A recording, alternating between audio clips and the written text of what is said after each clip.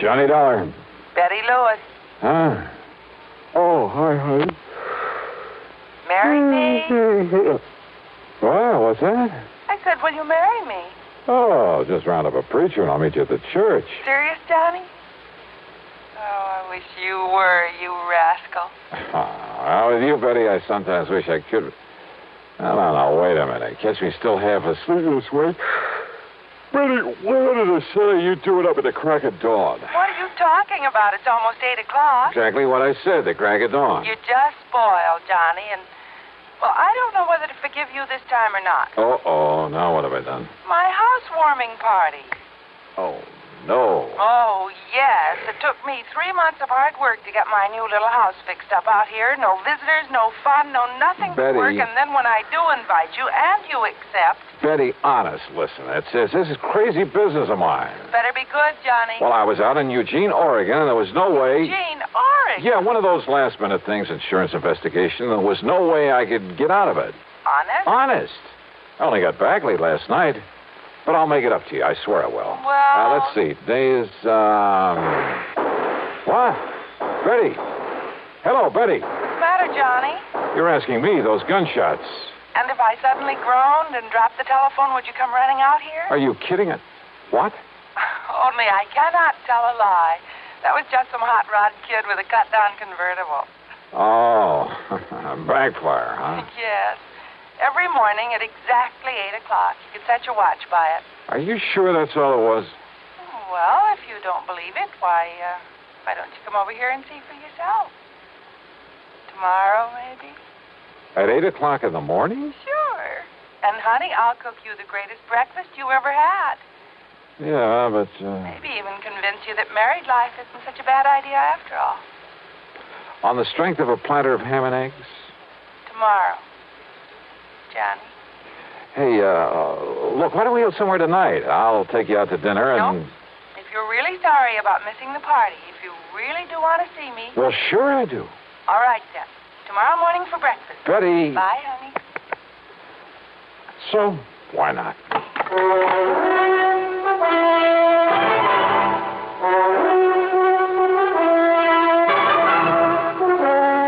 CBS Radio brings you Bob Bailey in the exciting adventures of the man with the action-packed expense account.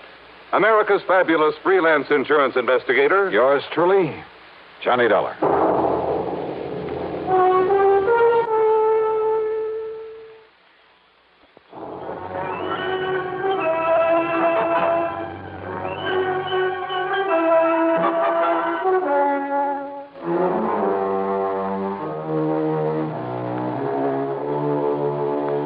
Expense account submitted by Special Investigator Johnny Dollar to the Universal Adjustment Bureau, Hartford, Connecticut. Attention, Mr. Pat McCracken. Following is an account of expenses incurred during my investigation of the Backfire that Backfired matter. I know, Pat, you haven't assigned me to a case. I also know I hadn't the least idea that having breakfast with my best gal was to be only the beginning of an insurance investigation. That before it was over, I'd be lucky to get out of the whole mess alive. But believe me, that's the way it worked out. So if there's any question about your company paying this expense account, well, just read on. Okay, then. Expense account item 1, the following morning, that is, $4.25 for a tank full of gas for my car. By the unearthly hour of 7:40 a.m., I was on my way to far out beyond the edge of town to 11325 East Maple Drive and the newly acquired domicile of my date for breakfast, Betty Lewis.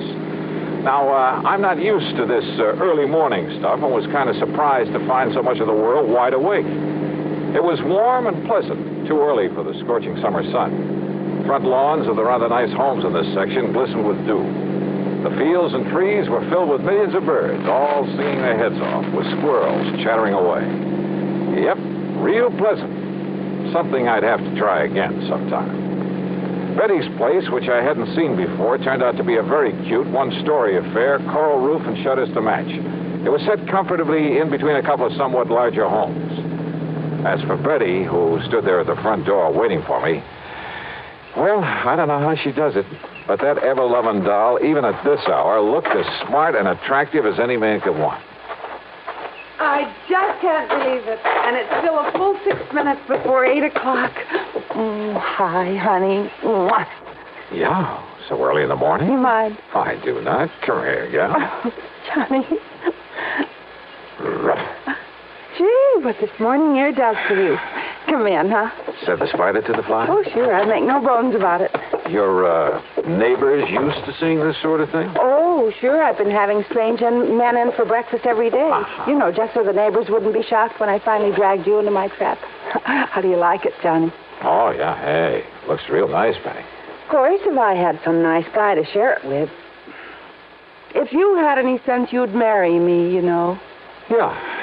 And if I had any sense, I'd get out of this crazy business of mine. Then maybe I could settle down to something like a normal life. 9 to 5 in some air-conditioned office, a nice home to come home to, maybe raise a family. Johnny, you know darn well you'd never be happy with that kind of a routine, humdrum existence. Oh, no? You know it as well as I do. And I guess a gal could get pretty miserable wondering where you are, if you're getting slugged or shot at, maybe dead somewhere. But we do have fun together. And I'm all for it. That is, when you're not standing me up for some glamorous redhead on an excuse you're working an insurance case. Betty, so help me. On a stack of Bible. Oh, sure. But come on, or your eggs will be overcooked. Now, you sit right there when you can look out the window and drink your juice. Yes, ma'am. You really like my country estate? Yeah. Hey, who lives in that big house across the road?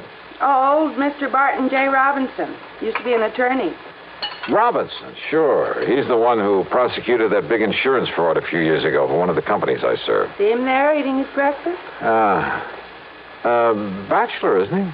Yes, he lives all alone. I think I'd better warn him to stay away from you, that you're my property.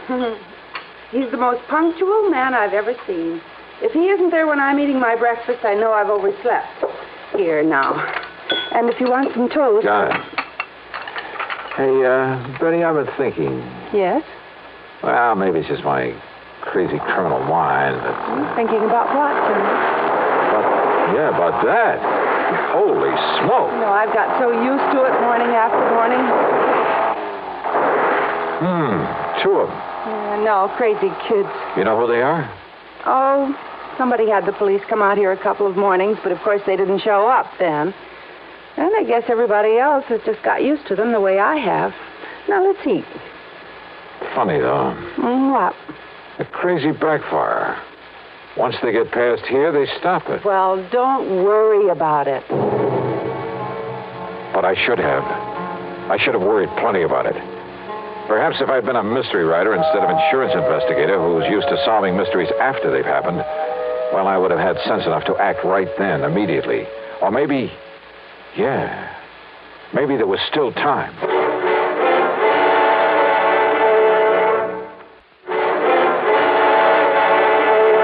And you have no idea who those 2 are? The ones who go barreling by in that hot rod every morning? Nobody could seem to find out, Johnny, and as I said... Yeah, everybody's got used to the noise of that backfiring. But listen, Why Betty... don't you eat your breakfast, Johnny? You call them kids, but they aren't. Honey, please. I thought we were just going to have breakfast and talk and sort of make up for lost time. Yeah, I'm sorry for them. But now look. Honestly, do you have to dream up a lot of mystery and intrigue about even the most normal things that happen? They cut the backfiring just as soon as they got around that curve. 3CFU 160. What? The license on that car. Oh, Johnny. Hey, listen, honey, let me use your phone. Didn't I see one right here in the living room? Oh, yeah. But why? And, Johnny, your breakfast will get cold. Be right back.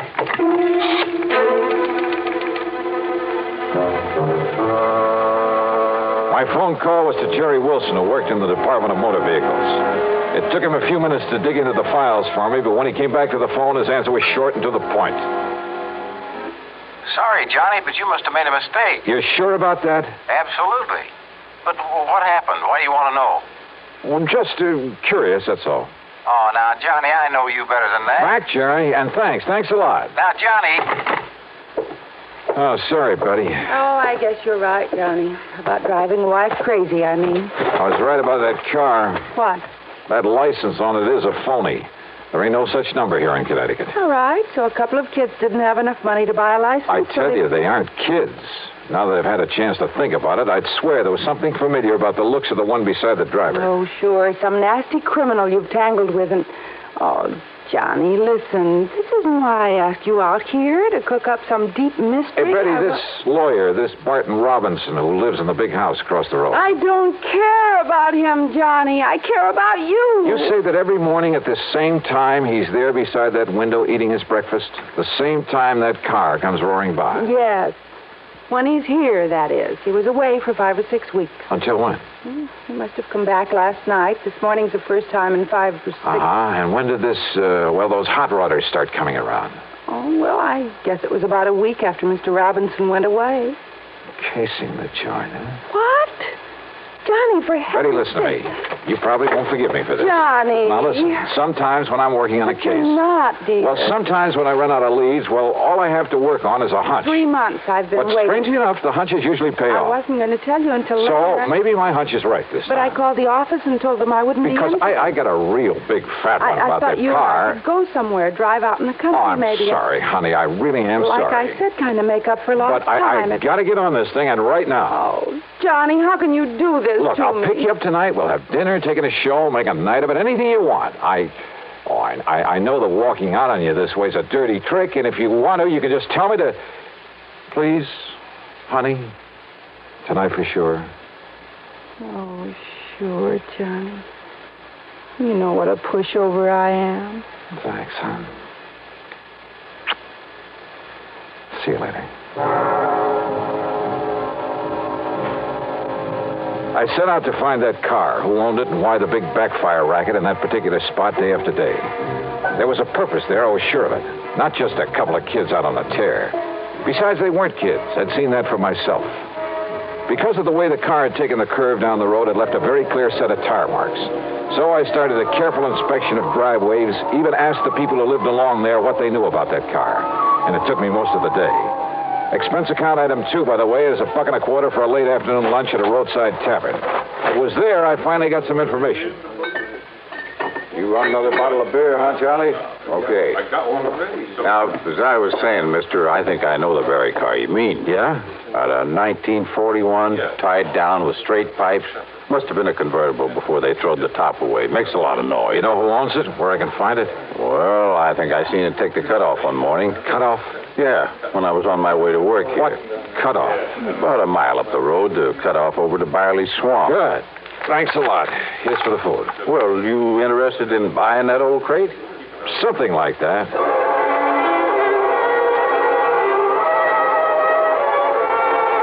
The cutoff to Byerly Swamp wasn't much more than a pair of wagon tracks through the woods. But the tire marks I was looking for stuck out like a sore thumb. And they finally led off to an old shack half hidden by a heavy thicket. Behind it, sure enough, was the car I'd been looking for. The windows of the shack were boarded up. No sign of life about it. Slowly, carefully, I circled the place. Then I walked over to the door, turned the knob, opened it. And you know something? I'd been awfully wrong about there being nobody around. Okay, mister. Oh, no, you... Kill him! You asked for it. Clip him, Ringer, clip him! Yeah! Oh.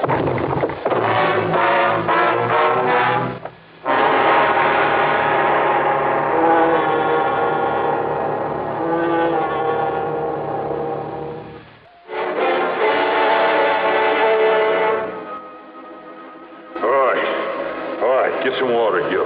Bring him to. We'll find out what he's doing around here. Let me go through his pockets, Ringer, see who he is. Yeah, go ahead. The one called Ringer was too big for me. So rather than take any more of it for the moment, I lay there and let them go through my pockets. And of course, they took my gun. When the little one, Gil, started pouring water not only on but into me, well, I had to come to or choke to death. Oh, give him the whole bucket. Yeah, sure. Johnny Dollar, huh? Insurance stick. No, don't try getting up on your feet. You think I could if I wanted to? Yeah, you really clipped him, Ringer. Shut up. So the coppers have been after me since I got out of their clink, huh? But they couldn't find me, so they had to send you out. Is that it, Dollar? What do you think? I think you're going to be awful sorry. And awful dead. You think you or anybody else could keep me from knocking off that fancy mouthpiece after sending me up the way he did? Well, nobody's smart enough. You're gonna knock him off, Ringer, huh? You're gonna kill him? After we get that lawyer. Well, why not now, huh? Anything goes wrong, I might need Dollar for a hostage. Oh, sure. Only what's a hostage? Only nothing is gonna go wrong. I'm too smart for that. Yeah, I guess you are at that, Ringer. That business of driving by his house every day, the Backfire. That's right, so nobody worries about it no more. And the Backfire will cover the shots when you murder Lawyer Robbins. That's right. Nobody will even notice. And all it takes is one good shot through his window. Just a little hole in that window nobody will notice unless they go up and look at it. An elaborate scheme like that just to show how smart you are? No, because knowing I'm on the loose again, he has that house locked up like a bank vault. Not even Gil and me could get in without setting off an alarm. And he keeps the blinds down at night. Can't even see him in there. But every morning at the same time, he's there at the window. So now that he's home, we get him. Tomorrow morning... Shut up, Gil. Soak up some of that rawhide so we can tie him up and get out of here. Yeah, sure, Ringer. I want to get some food and some sleep. Then, Dollar, we'll be back to see you in the morning. And after we do, you won't see anything anywhere anymore. Wet rawhide that shrinks when it dries, cuts into ankles and wrists like a steel band. By the time they finally left in their hot rod, the pain was excruciating. Sure, I could roll around a bit, maybe even out the door. What good was that? There was nobody ever came around this neck of the woods. So I lay there straining against the bonds, hoping they wouldn't cut off the circulation completely as the rawhide slowly, inexorably... Wait. It was raining hard. I rolled myself painfully out the door into a puddle in front of it. It seemed like hours. It was hours. It was long after daylight before the rawhide finally stretched enough for me to get a hand free and take off the rest of the thongs that bound me. I looked at my watch. 8:15, which meant they'd done their job. And yeah, now they'd come back here to... Then I heard it. The hot rod coming down the soggy wagon road. Quickly, I ducked back into the shack, waited behind the door.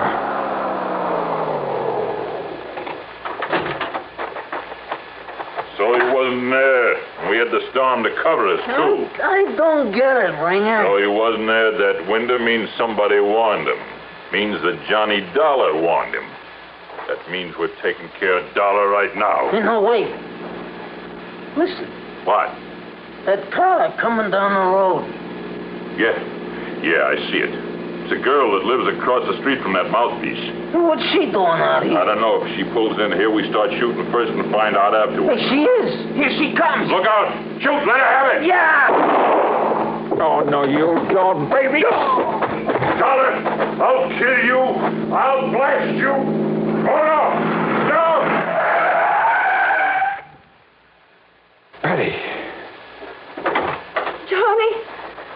Johnny, if I hadn't run into him, he would have killed me. That's okay, honey. You did the right thing. Johnny, when you didn't come last night, and this morning when the man at the roadhouse told me where he'd sent you to find that hot rod. Honey, now. So I told Mr. Robinson to stay away from his window, and I came as fast as... Oh, are you all right, honey? Are you all right? Yeah, sure. A little wet and tired. Johnny, I was so worried. I was so worried about you. I'm sure glad you were. Thanks, honey. Oh, do that again. That's the sweetest kiss. Run over me. Try to shoot Oh, me. shut up, Ringer. You think I'm gonna... Yeah. Oh. Can't you see I'm busy? Yes. More, Johnny.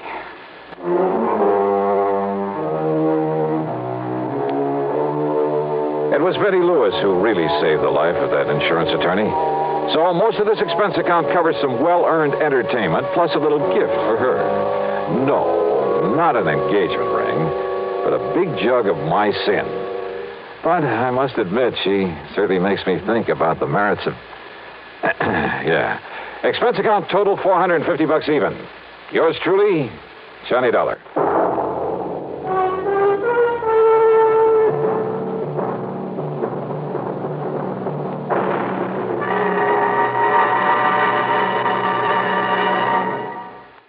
Now, here is our star to tell you about next week's story. Next week? Well, next week, the funniest combination of names I ever saw. And, brother, what trouble they cause. Join us, won't you? Yours truly, Johnny Dollar.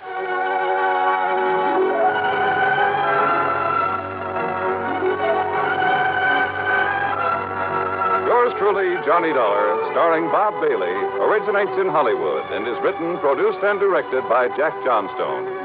Heard in our cast were Virginia Gregg, Forrest Lewis, Barney Phillips, and Tom Holland. This is Jim Matthews speaking.